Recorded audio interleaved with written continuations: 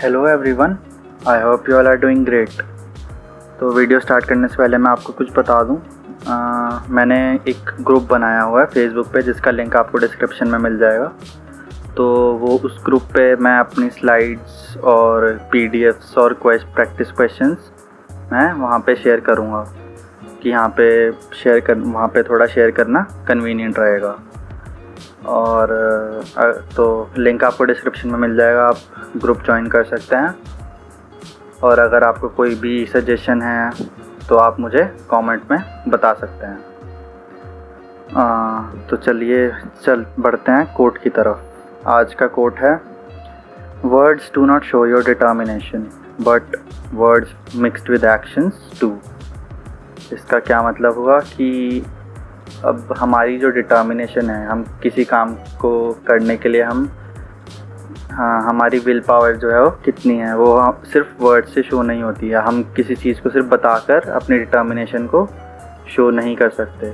जैसे मैं अगर बोलूँ कि मेरे को ये कुछ करना है तो मेरे सिर्फ बोलने से कुछ नहीं होगा। बट अगर मैं उस चीज़ के लिए जो मैं बोल रहा हूँ उसके लिए मैं अगर हार्ड वर्क भी करूँगा तो डेफिनेटली मेरी डिटर्मिनेशन सबको दिखेगी और मुझे रिजल्ट्स भी मिलेंगे। तो मेक श्योर कि आप सिर्फ बातों पे नहीं या बोलने पे नहीं, अपने एक्शंस पे भी फोकस करें। तो चलिए बढ़ते हैं आज के लेसन की तरफ। तो आज हम कवर करने वाले हैं classification of polygons, regular and irregular polygon, angle sum property and exterior angle property, और types of quadrilateral and their properties. तो बढ़ते हैं क्लासिफिकेशन। तो हम पॉलीगॉन्स को जैसा कि हम पहले भी जानते हैं कि नंबर ऑफ साइड्स के बेसिस पे क्लासीफाई करते हैं। नंबर ऑफ साइड्स या वर्टिसेस पे। तो अगर 3 साइड्स हैं या 3 वर्टेक्स हैं तो हम उस पॉलीगॉन को क्या बोलते हैं? ट्राइंगल। 4 साइड वाले को 4 साइडेड पॉलीगॉन को बोलते हैं हम क्वाड्रिलेटरल। 5 साइडेड होता है पेंटागन। 6 साइडेड को बोलते हैं हम हेक्सागन। पेंट का मतलब होता है 5, तो इसीलिए आ गया पेंटागन। 6 साइडेड पॉलीगॉन होता है hexagon. 7 is heptagon. 8 is octagon. 9 is nonagon and 10 sided is decagon. तो ये हो गया क्लासिफिकेशन। बढ़ते हैं आगे। Regular and irregular polygon. तो एक रेगुलर पॉलीगॉन क्या होता है? रेगुलर पॉलीगॉन हम उस पॉलीगॉन को बोलते हैं जिसकी सारे साइड्स और एंगल्स क्या होते हैं? इक्वल होते हैं। जैसे कि एक ट्रायंगल को रेगुलर पॉलीगॉन कब बोलेंगे हम? जब उसकी साइड्स सारी इक्वल होंगी और एंगल्स भी इक्वल होंगे। और उस ट्रायंगल का एक स्पेशल नाम होता है जिसे हम बोलते हैं equilateral triangle. Similarly 4 sided regular polygon कौन सा होता है? स्क्वायर, है ना।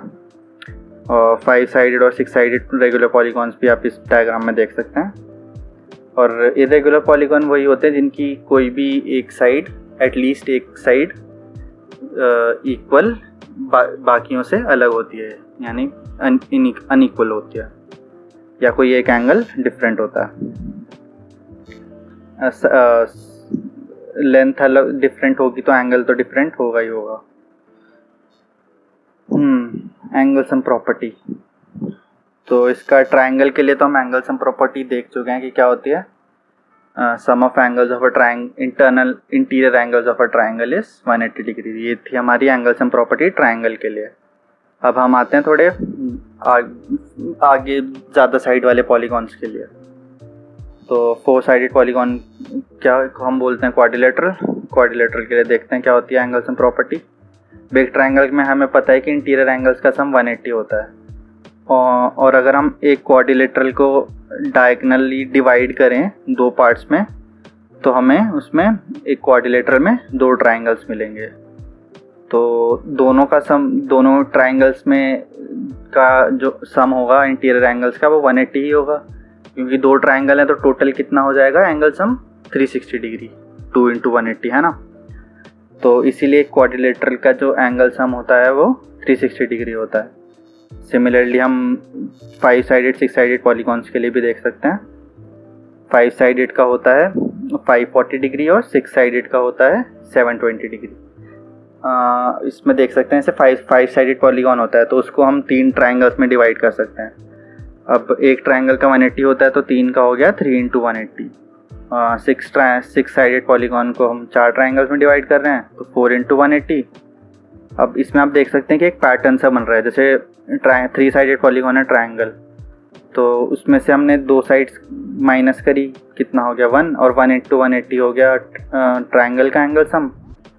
फिर क्वाड्रिलेटरल की 4 साइड्स होती हैं, उसमें से हमने 2 सब्ट्रैक्ट किया, तो आ गया 2, और 2 इंटू 180 हो गया एंगल सम ऑफ क्वाड्रिलेटरल। फिर 5 साइडेड में है 5 माइनस 2 इंटू 180। तो इसमें हम देख सकते हैं कि नंबर ऑफ साइड्स पे जो है एंगल सम कैसे डिपेंडेंट है। अगर हम नंबर ऑफ साइड्स में से 2 माइनस करेंगे और फिर उसको 180 से मल्टीप्लाई करेंगे, तो हमें जो है उस पॉलीगॉन का एंगल सम मिल जाएगा। अब जैसे कोई 12 साइडेड पॉलीगॉन है, तो उसका अगर हमें एंगल सम निकालना है तो हम क्या करेंगे, 12 को पहले 12 में 2 माइनस करेंगे, कितना हो गया 10, और फिर 10 को 180 से मल्टीप्लाई कर देंगे, तो उसके हमें इंटीरियर एंगल्स का सम मिल जाएगा। तो यह फॉर्मूला टाइप बोल सकते हैं आप इसको, n-2 into 180, where n is the number of sides. तो नेक्स्ट आते हैं एक्सटीरियर एंगल प्रॉपर्टी पे। अब sum of exterior angle of any polygon is 360 degree. अब देखते हैं कि क्या हर पॉलीगॉन के लिए सेम होता है। पहले ट्राइंगल के लिए देखते हैं। अब हमें ये पता है कि इंटीरियर एंगल और एक्सटीरियर एंगल मिलकर एक लीनियर पेयर बनाते हैं। तो आई अगर इंटीरियर एंगल है और ई एक्सटीरियर एंगल है, तो आई प्लस ई क्या हो गया 180 डिग्री, यानी आई और ई मिलकर एक लीनियर पेयर बना रहे हैं। अब मैंने रेगुलर पॉलीगॉन के लिए किया, आप नॉन रेगुलर पॉलीगॉन्स के लिए भी कर सकते हैं। तो इसमें मैंने इक्विलेटरल ट्राइंगल एक लिया। इक्विलेटरल में तीनों जो एंगल्स होते हैं वो 60 डिग्री होते हैं, तो उनके साथ जो एक्सटीरियर एंगल बनेंगे तीनों में वो 120 डिग्री बनेंगे। तो सम ऑफ एक्सटीरियर एंगल कितना आ जाएगा 3 इंटू 120, तो कितना आ जाएगा 360 डिग्री। ट्राइंगल के लिए तो एंगल सम एक्सटीरियर एंगल जो है उसका सम 360 आ गया। अब क्वाड्रिलेटरल में देखते हैं क्या क्या ऐसा होता है, यानी इसमें ट्राइंगल में एक बार इरेगुलर उसमें भी देख लेते हैं कि अगर तीनों एंगल्स डिफरेंट हो तो भी क्या सेम ही आएगा। तो अगर इसमें मैं जैसे एक एंगल को कम कर दूँ, एक को 50 कर दूँ और एक को मैं 70 कर दूँ, तो इंटीरियर एंगल का सम 180 तब भी रहेगा। अब उस केस में क्या एक्सटीरियर एंगल तब 360 आएगा। देखते हैं, अगर इंटीरियर एंगल 50 है तो एक्सटीरियर एंगल हो जाएगा 130। सेकेंड एंगल 60 है तो उस केस में तो एक्सटीरियर 120 है ही, और अगर तीसरा जो इंटीरियर एंगल है 70 डिग्री है तो उस केस में एक्सटीरियर एंगल कितना आएगा 110 डिग्री। अब इन तीनों को जब हम ऐड करेंगे तो 110 प्लस 120 प्लस 130, तो इस केस में भी हमें जो सम है वो 360 डिग्री ही मिलेगा। आप खुद से भी चेक कर सकते हैं। ये मैंने ट्राइंगल के लिए बता दिया, क्वाड्रिलेटरल्स में इरेगुलर क्वाड्रिलेटरल में चेक कर सकते हैं। तो क्वाड्रिलेटरल में पहले देखते हैं, मैंने स्क्वायर लिया है। स्क्वायर के क्योंकि चारों एंगल्स 90 डिग्री के होते हैं, तो इसमें भी आई प्लस ई हमें पता है 180 है। ये हर उसके लिए ट्रू होगा क्योंकि इंटीरियर एंगल और एक्सटीरियर एंगल जो है वो एक लाइन पे फॉर्म बनते हैं, तो इसीलिए वो एक लीनियर पेयर फॉर्म करेंगे। तो आई प्लस सी 180, इंटीरियर एंगल 90 है तो एक्सटीरियर भी 90 होगा। तो सम ऑफ एक्सटीरियर एंगल कितना हो गया 480, यानी कि 360 डिग्री। तो इस केस में भी 360 डिग्री आया। अब 5 साइडेड पॉलीगॉन्स के लिए भी आप ट्राई कर सकते हैं, और 6 साइडेड पॉलीगॉन्स में भी अगर कोई प्रॉब्लम हो तो आप मुझसे बता सकते हैं। सॉरी। तो अब हमने इंटीरियर एंगल और एक्सटीरियर एंगल पढ़ लिया। अब इन दोनों की एक स्पेशल प्रॉपर्टी है, एज सच कोई ये इन्फॉर्मेशन आपके काम नहीं आएगी, बट स्टिल मैं आपको बता रहा हूँ। जैसे ट्राइंगल है, अब ट्राइंगल में कितनी साइड्स होती हैं 3, तो इसमें आप देख सकते हैं कि जितनी 3 साइड्स हैं उतने ही हमें जो लीनियर पेयर हैं वो मिल रहे हैं। जैसे आई प्लस ई मैंने आपको बताया कि एक लीनियर पेयर बनाता है, तो ऐसे ही 3 पेयर हमें मिल रहे थे। तो जो इंटीरियर एंगल और एक्सटीरियर एंगल का सम वो अगर हम करेंगे मिलाकर, जैसे sum of interior angles plus sum of exterior angle, तो हमें कितना को किसके इक्विवेलेंट मिल जाएगा 3 लीनियर पेयर के, यानी कि 3 इंटू 180 का। सिमिलरली क्वाड्रिलेटरल में भी ये चीज़ हम देख सकते हैं कि 4 हमें लीनियर पेयर मिल रहे हैं, तो इसमें भी हम बोल सकते हैं कि जो सम ऑफ इंटीरियर एंगल है plus sum of exterior angle वो किसके इक्वल होगा, it is equivalent to 4 linear pair. ठीक है, यानी कि 4 × 180। ये ऐसे ही एक सिंपल सा फैक्ट है, ऐसा कोई उतना इम्पोर्टेंट नहीं है, अगर आपको अच्छा लगे तो आप नोट कर सकते हैं। नेक्स्ट हम आते हैं पैरेललोग्राम पे। अब पैरेललोग्राम एक स्पेशल टाइप ऑफ क्वाड्रिलेटरल है जिसकी अपोजिट साइड्स पैरेलल होती हैं और इक्वल होती हैं, हमें पता है। अब इसकी कुछ प्रॉपर्टीज़ होती हैं। तो फर्स्ट प्रॉपर्टी क्या है, adjacent angles of a parallelogram are supplementary. अब पैरेलल लाइंस के केस में हमें पता है कि ट्रांसवर्सल फॉर्म होता है, और जब लाइंस पैरेलल होती हैं तो ट्रांसवर्सल के केस में क्या होता है कि adjacent angles of a transversal are supplementary, ये हमें पता है। तो पैरेललोग्राम में भी लाइंस पैरेलल होती हैं, तो उस केस में भी जो हैं वो एडजेसेंट एंगल्स होते हैं, वो एक तरीके से एंगल्स ऑफ अ ट्रांसवर्सल होते हैं, उसको हम एंगल ऑफ अ ट्रांसवर्सल की तरह ट्रीट कर सकते हैं। तो इसीलिए जो है वो adjacent angles of a parallelogram जो होते हैं वो सप्लीमेंट्री होते हैं। तो जैसे इस केस में अगर मैं बोलूँगा 1 और 2 एडजेसेंट हैं और 1 और 3 एडजेसेंट हैं, तो एंगल 1 + 2 भी 180 होगा और एंगल 1 + 3 भी 180 होगा। ऐसे ही सबके पेयर बन रहे हैं, आप देख सकते हैं 2 का 4 के साथ बन रहा है और 4 का 3 के साथ। ठीक है, तो नेक्स्ट प्रॉपर्टी है opposite angles of a parallelogram are equal. अब हमने देखा कि एडजेसेंट एंगल्स जो होते हैं वो सप्लीमेंट्री होते हैं, तो इससे हमें एक कंक्लूजन मिला कि जो एंगल 1 + एंगल 2 है वो 180 डिग्री का हो गया इस फिगर में, और जो एंगल 1 + एंगल 3 है वो 180 डिग्री का हो गया। अभी हमें 2 इक्वेशंस मिल गए, इन दो को हम इक्वेट करेंगे तो हमें देख सकते हैं कि 1 + 2 = एंगल 1 + एंगल 3। तो इससे हमें क्या मिल गया कि एंगल 2 = एंगल 3। तो इस इंफॉर्मेशन से हमें क्या पता लग रहा है कि opposite angles of a parallelogram are equal. ये आप दूसरे पेयर के लिए भी चेक कर सकते हैं, एंगल 2 और एंगल 4 के लिए। तो नेक्स्ट आते हैं diagonals of a parallelogram bisect each other. अब इसमें हमें पैरेललोग्राम दे रखा है ABCD। अब इसमें हमने 2 ट्रायंगल्स लिए हैं, कौन कौन से, AOB और COD। O क्या है, point of intersection of diagonals. ठीक है, तो हमने AOB ट्रायंगल लिया है और COB और COD। तो अब इसमें हम देख सकते हैं कि angle OAB is equal to angle OCD, alternate interior angles.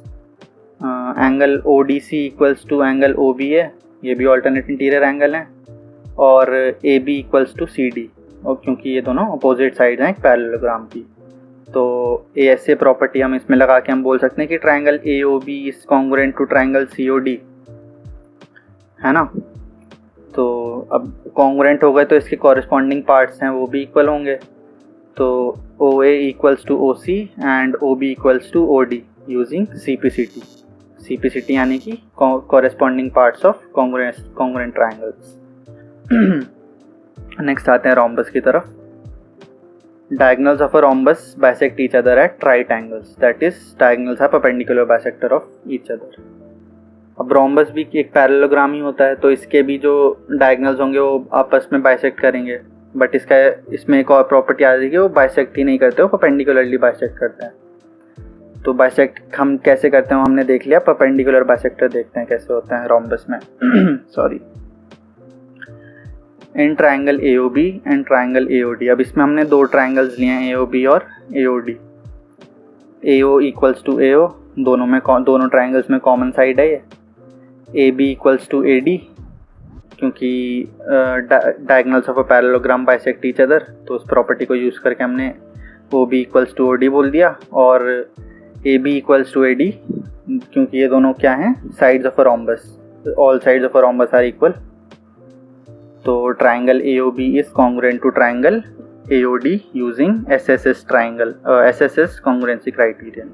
ठीक है, अब कॉन्ग्रुएंट हैं तो इसके कॉरेस्पॉन्डिंग पार्ट्स भी इक्वल होंगे, तो इसमें कॉरेस्पॉन्डिंग एंगल्स कौन कौन से, एंगल AOD और एंगल AOB, ये दोनों इक्वल हो गए, और एंगल AOD और एंगल AOB का लीनियर पेयर भी बन रहा है, तो हम ये भी बोल सकते हैं कि angle AOD plus AOB equals to 180 degree.